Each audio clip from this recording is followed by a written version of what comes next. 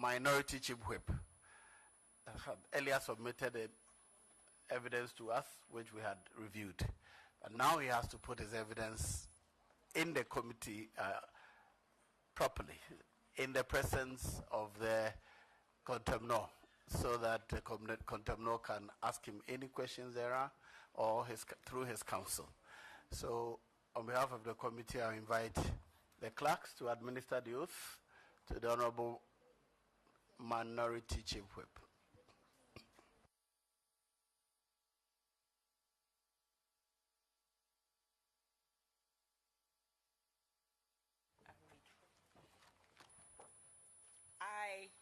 I, Mohammed Mubarak Muntaka, swear by Almighty God that the evidence I shall give before this committee touching the matter in issue shall be the truth, the whole truth, and nothing but the truth. So help me God.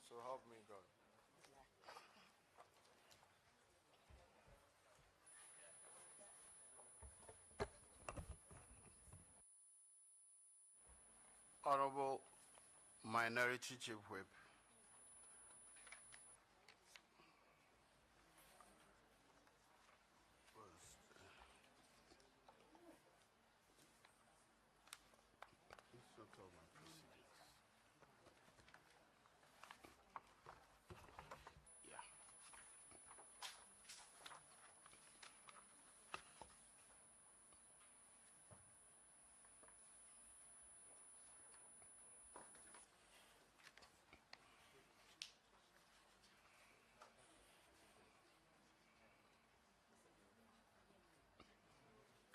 yes, on the 6th of June 2018, you drew the attention of the House to comments allegedly made by the Honorable Member for Asin South, in which you complained that those comments, if true, Asin Central, forgive me, if true, were contemptuous in that it brought the Honorable House into disrepute.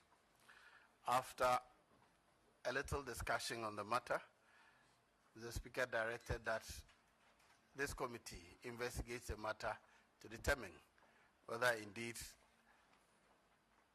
the facts you put out, the words you said were uttered by the Honorable Member, were indeed uttered by him, and if so, whether they constituted contempt.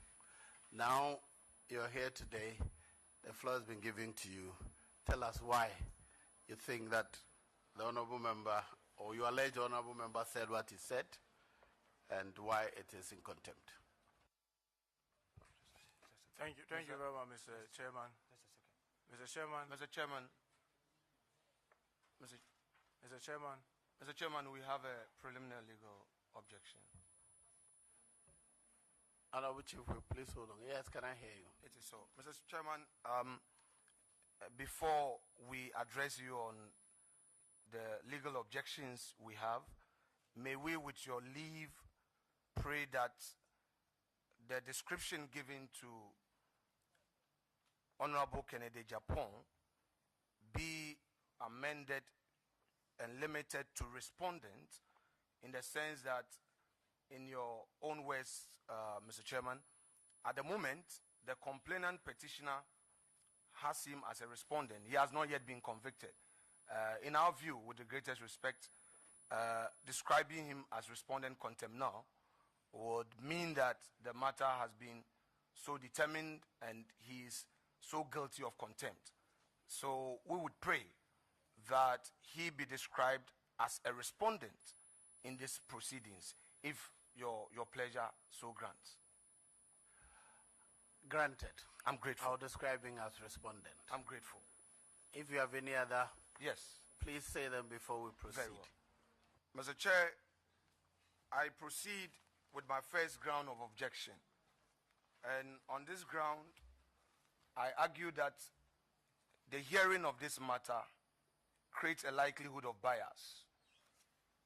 And I am fortified by graphic publication of Wednesday, June 27, 2018. Front page story.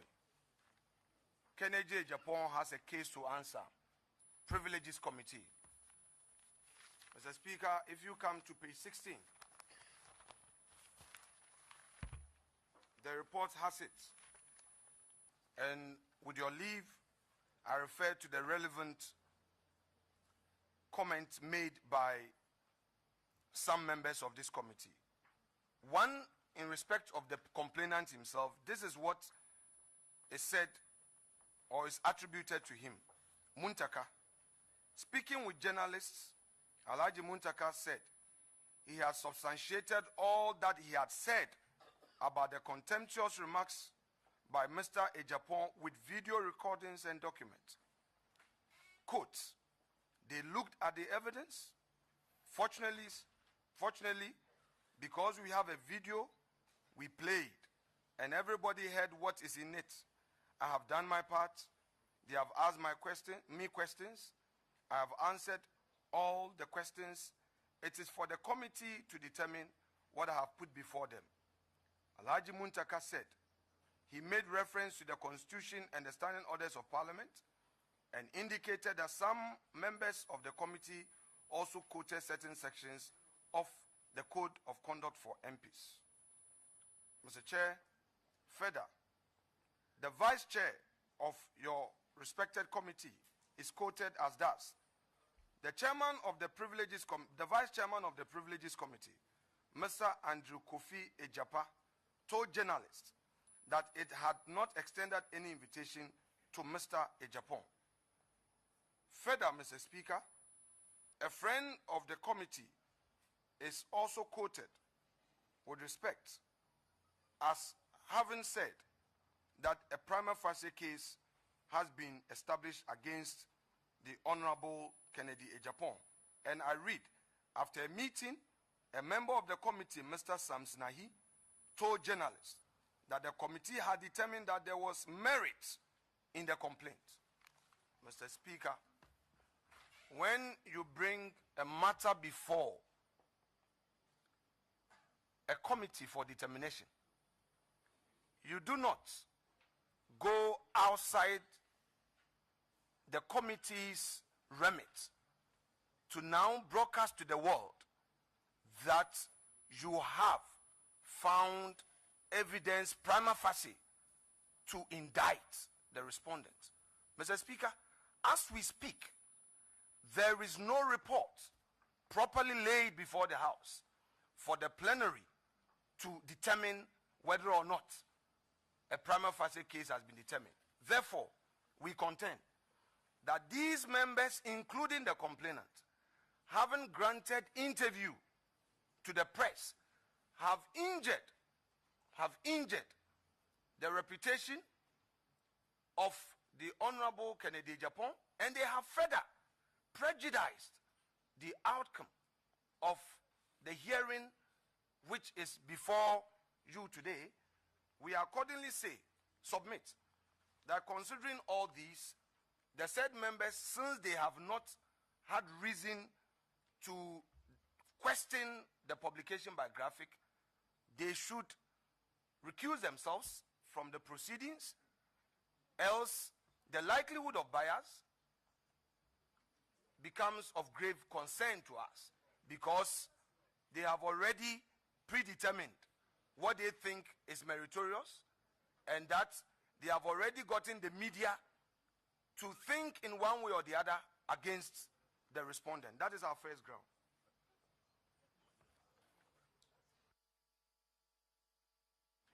If you have a second ground, please proceed. Mr. Speaker, interlocked with the first ground is the likelihood of unfairness in the aforementioned statement made by the honorable members who are members of this committee who granted interview to Graphic. Mr. Speaker, I move to the next substantive matter.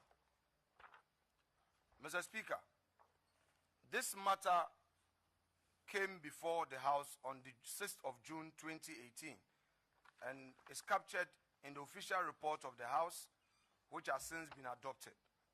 Mr. Speaker, the complainant anchored his application on Order 78 of the Rules of the House. He again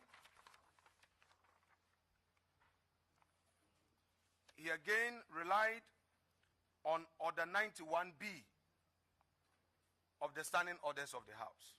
And I quote, at column 1071, he says, Mr. Speaker, I am coming under Standing Orders 91B to draw the attention of the House. Mr. Speaker, with your permission, it reads, debate may be interrupted by a matter of privilege suddenly arising. Emphasis mine, suddenly arising. Mr. Speaker, if you come to column 1073, he again says, I would want to come understanding Order 78A, which says, unless any order otherwise provides, notice shall be given of any motion which it is proposed to be made, I quote him verbatim, except the following, a motion relating to contempt of Parliament. And he goes further to say, Mr. Speaker, I come under this to move that our honorable colleague, Honorable Ken Agyapong, be referred to the Privileges Committee on the basis of his conduct and utterances against this House, the majority leader, and against many well-meaning Ghanaians. Mr. Speaker, procedure in a quasi-criminal matter, the nature of which is before this House, requires that not only are we supposed to emphasize substance, but the required processes to initiate an action is relevant and is very critical. Mr. Speaker, if you go through the proceedings thereafter, nowhere was this motion ever carried. Nowhere was this motion ever carried. It is our rule that when a motion is moved, same must be carried. This motion was moved. We had contributions. It was not even seconded. And it is a matter of record, Mr. Speaker.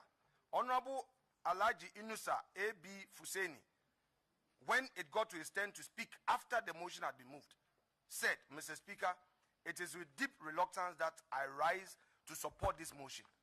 You support the motion after it's been seconded. So, Mr. Speaker, we invite you to hold that again, this motion, which has invoked the jurisdiction of this committee as a result of a referral by the plenary, was defective, and you cannot place something on nothing.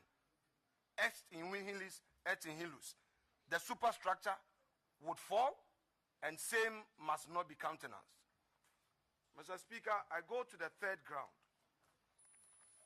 Mr. Speaker, on ground 3, Mr. Chairman, ground 3, it is our case that the evidence upon which this petition is mounted is not coming from proper custody. Mr. Chairman. Honorable, has any evidence been put before you? Mr. Chairman, I will demonstrate the same in due course. Well, I think if you have objection to evidence, you wait. Very. So the time that the objection is tendered. Oh. Now, I thought you said you were moving preliminary objections. Very well. Mr. Chairman, I take a cue. Mr. Chairman, it is our case that the evidence upon which this complaint is mounted has not been made available to the respondent.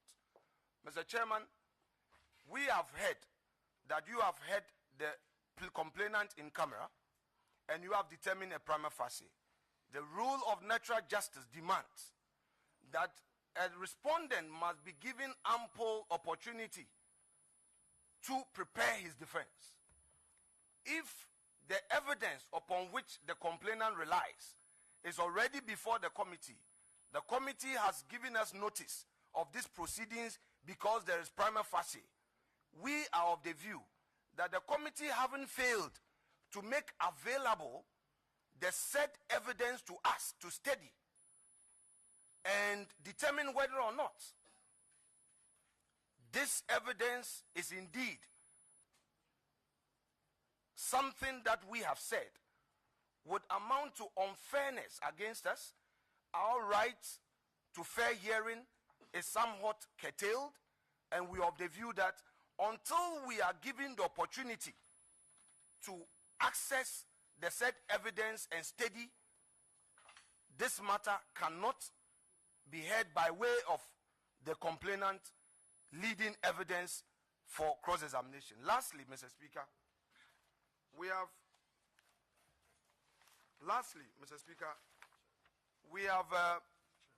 Mr. Chairman, lastly, we have just taken custody of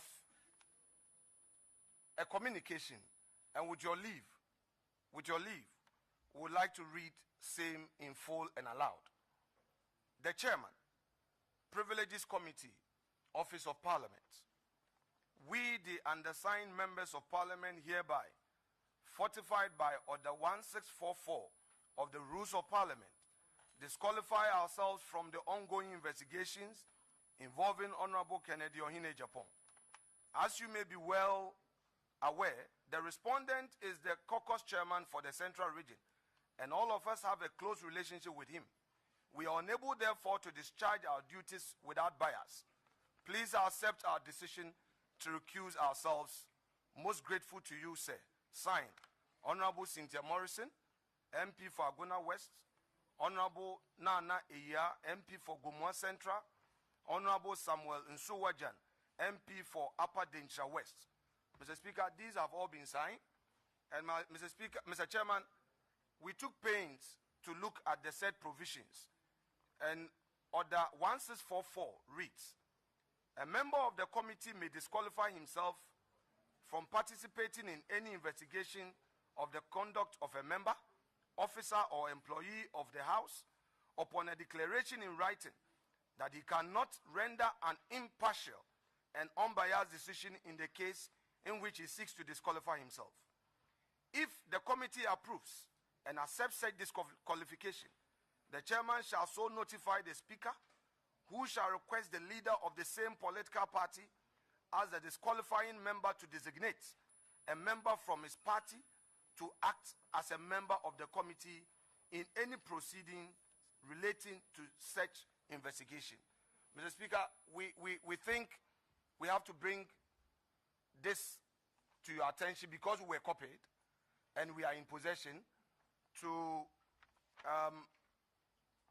argue that in the circumstances that members have intend to recuse themselves, and is their right to do so, it would be proper for the purpose of due process to follow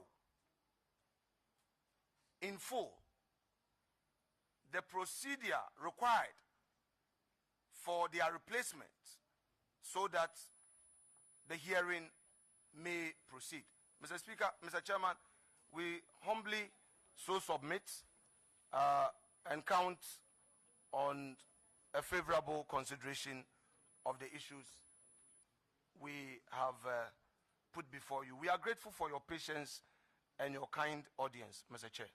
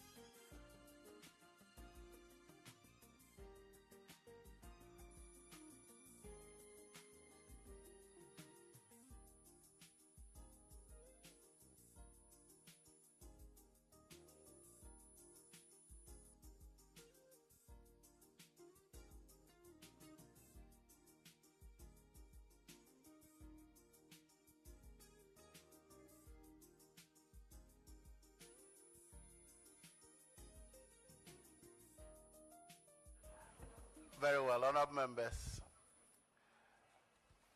I've heard the preliminary objection, and one is substantive and not preliminary.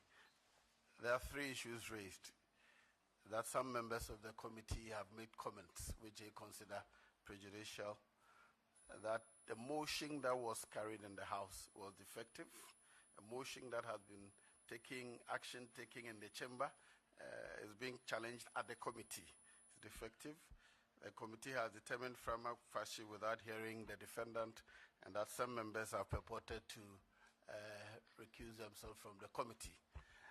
The ruling is that all the objections are overruled. The reasons will be incorporated in the final report of the committee. Now, honourable member. Mr. Chairman, a letter, a copy of which, just to make sure that we at least understand where the chairman, the committee sits, and where council and the respondent, where we sit. Mr. Chairman, the copy of this letter was read out to you, which indicated quite clearly that some members of your committee have actually evinced an intention, Mr. Speaker, to recuse themselves within the meaning, Mr. Speaker, of our standing orders. Shall we just read that specific paragraph again? What it says at paragraph order 1644 is this, that a member of the committee may disqualify himself from participating in any investigation of a conduct of a member, officer, or employee of the House upon a declaration in writing that he cannot render an impartial and unbiased decision in the case in which he seeks to disqualify himself. Now, this is quite critical. If the committee approves and accepts such disqualification, the chairman shall notify the speaker, who shall request the leader of the same political party as the disqualifying member to designate a member from the party to act as a member of the committee in any proceedings relating to such investigations.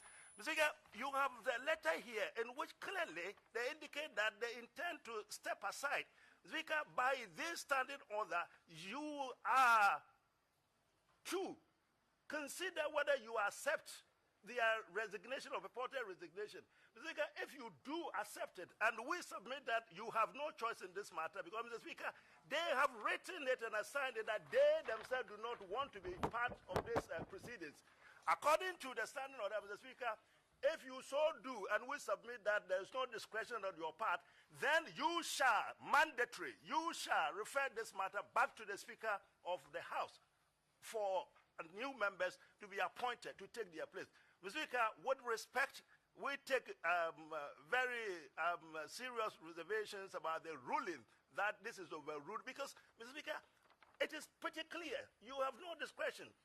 It is that you consider their letter, and if you so approve, they leave. And if they leave, the matter then, as a matter of mandatory exercise, is referred back to the Speaker, who then makes the next move, and then Mr. Speaker and Mr. Chairman, I think we then come back here thereafter.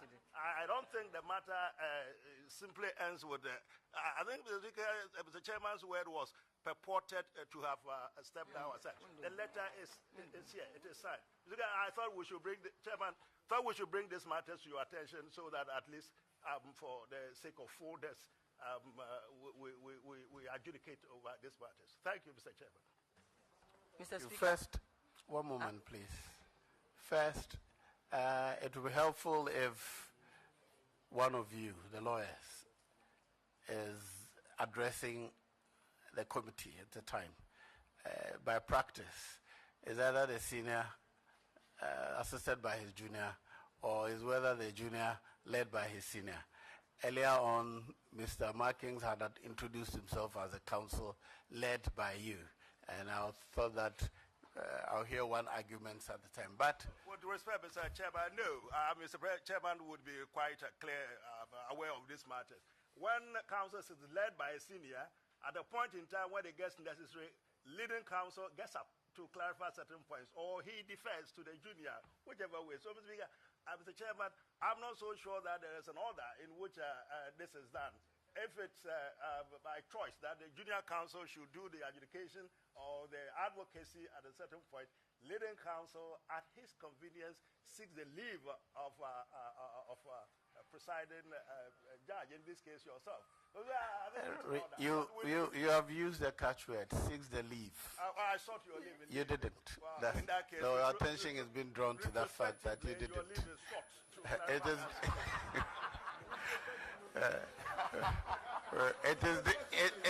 It is declined proactively, but that's on the lighter side. Your argument is on the basis that there's a matter before us. I checked with my clerks. What you have is not before the committee. The committee cannot take a decision on any such matter, and that's why I said we will incorporate our reasons in the ruling. I didn't want those matters to be litigated, reasoning which will cloud the procedure itself, the process itself. So whatever reasons, we will incorporate them. But I think the ruling is out. We will start. Yes, Honorable. Mr. Chairman, I have a submission to make. The letter, you have a copy for you, Chairman. No. Mr. Chairman, excuse me. Mr. Chairman, let me come in there. Mr. Chairman. Why do you have to? No. Can I come in?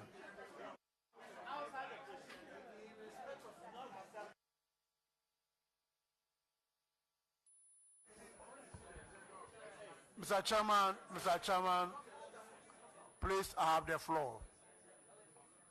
Mr. Chairman, the letter that was tendered by the council to our honorable friend, you read it. Mr. Chairman, this letter is not known to the committee. We have not received any communication of the sort, and therefore, this committee cannot accept this letter as evidence. And Mr. Chairman, I'm a member of the committee, so I have the right to submit this letter to the chairman. Thank you. To the right procedures. You cannot submit a letter here. Honourable members, let it not be banters here and there. You have to accept it. Honourable members. Honourable members. Honourable members. Our committee is the same as a committee governed by the same rules that governs the House. If there's a letter addressed to a chair, it has not reached the chair or the clerk, it is not before me. It is not before the committee. At the time those matters was put out, I called the clerk to verify whether any such thing was before him. It hasn't reached the clerk. It has not reached the clerk, and it has not reached the committee. So I made a ruling based on the matters before me. We shall proceed. Honorable, please. Mr. Chair, with your leave. Please. Mr. Chair, with your leave. No, we are proceeding. Mr. Chair, with your leave. Mr. Chair. Is it another matter? I'm not going to encourage Mr. discussions of these matters. Mr. Chairman, with the greatest respect. Mr. Chairman, the matter before you is a serious matter which borders on contempt. I agree with Mr. Chairman if Mr. Chairman says that the said communication is not before the committee. I concede and I agree. I won't debate. However, the principle is also that when a committee on an occasion like this is invited to look at a document, it will take judicial notice. This is very relevant, and fortunately, the authors of the document are members of this committee, and are before the committee. Mr. Speaker is now being invited to balance a strict rule administratively of transmitting the letter through the clerk to the committee to make it available to the committee, or taking judicial notice of the letter which we have read and we're ready to tender, of which the authors themselves are ready to make them available to the committee here and now.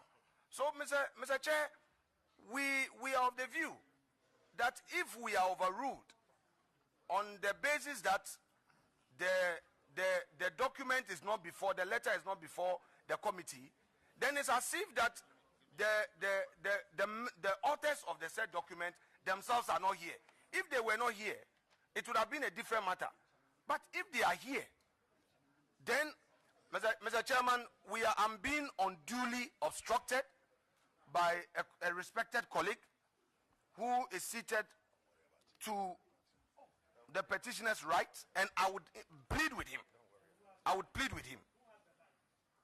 Yes, but I am taking notice of what he's doing, and I'm pleading through Mr. Chairman to protect me. Honorable, please. So that I can make my submission. Please.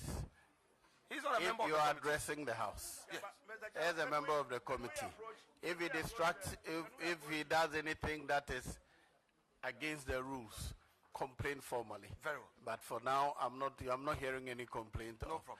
I intend that we be very formal in this relation, because already the discussions in the public domain are known. Even things we haven't said, they have said and put it in our mouth in the public domain. So I intend that will be very formal in this arrangement. I don't want to be quoted or misquoted on a matter which I haven't even spoken. So please, if there's any complaint, formalize it. Then we'll deal with it formally. Can we approach Mr. Chairman with a copy of the letter? Can we? I intend to approach Mr. Chairman. In what capacity? You see, you know, my committee members are here. When we started, we introduced ourselves. At that point, my attention was not drawn to any such thing. After you have been asked to start, then you introduce this matter. I find out from my clerk whether indeed there was any such matter before me. They make it appear as if we are deliberately suppressing information when the thing is not before us. Without you deference. But with respect, Mr. Chairman, no substantial injustice will be done this committee if Mr. Chairman took 2 seconds to have a look at this document.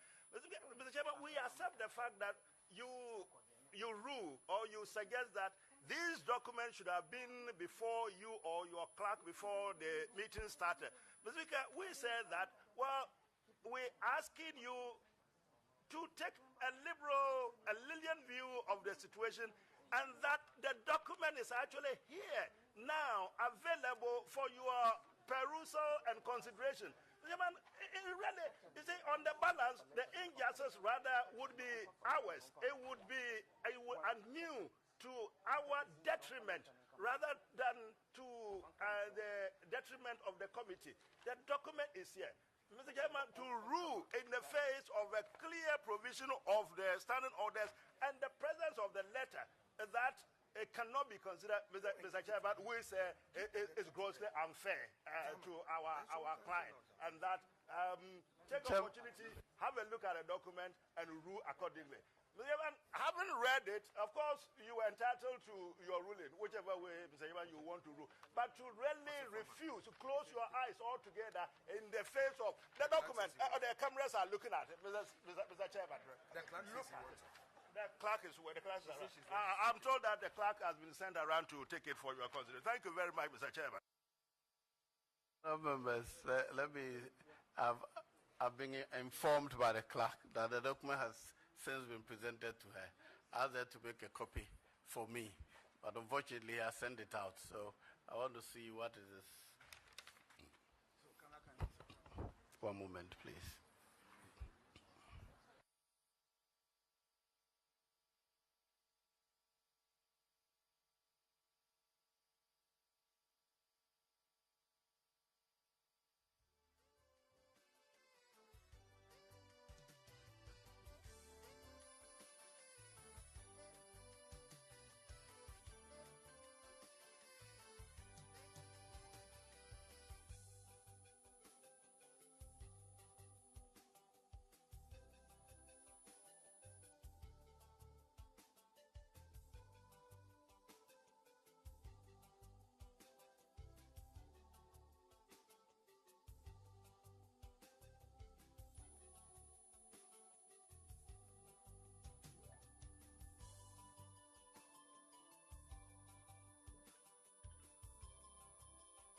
Mr. Chairman, I don't know whether I could be heard on this before maybe you take your decision. No, thank you. You're not a member of the committee. Mr. The Chairman, application is before the committee. Mr. Chairman, with the greatest respect, if I'd come with the council, he will have had the right to respond to some of the issues. You've ruled on all except this one, and I'll be happy to make a comment. I'm representing myself. I'm here without any legal person. I'm here representing myself. And I thought that if I had a legal person, he would be responding to some of the issues. So it's only fair that I'm heard on this so that you can take a firm decision. I don't know if you are minded to allow me to make a comment on this. You've ruled on all the others except this one. And I don't know if I could make a comment before maybe you take a firm decision. Honorable Chief Whip, at this committee, you're a witness. And the witness does not address the panel on any objections, unless it related to matters, if, for example, the objection related to anything alleged to have been said or done or made by you, then I would have heard you. But this is going to... well noted, Mr. Chairman. Thank you.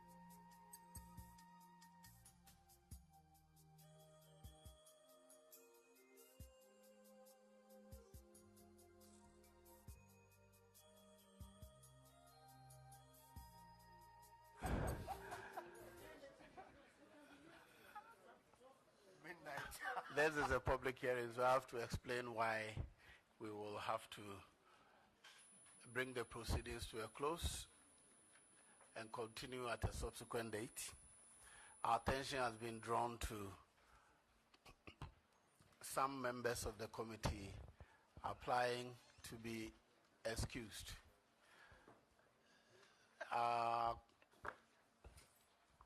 Standing order says that the committee will determine whether we accept or not. We cannot do that while witness and others. Indeed, we cannot do that determination in public.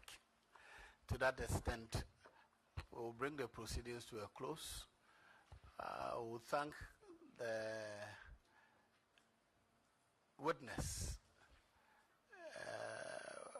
and apologize for this unexpected one, but as a seasoned member of parliament, you should know and expect that objections can be raised at any time and it has a likelihood of affecting proceedings. And so I'm sure that you will take it in your stride and be ready when we are ready to come back. Distinguished colleagues, we will hold our meeting after we have closed the proceedings. I think that should be clear to us. Very well. So Council. Mr. Chair, just to thank you and wish you a very long life for upholding. God has blessed me with a long life already. I'm grateful for that. But I had to say that may your generation live for 1,000 years. That's all I'm for. What do I need 1,000 years for? Only you, your generation.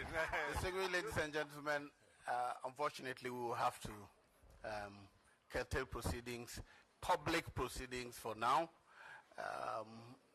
We thank you for all the support you have brought and all the gadgets. When we fix a new date, we will inform you. Thank you very much.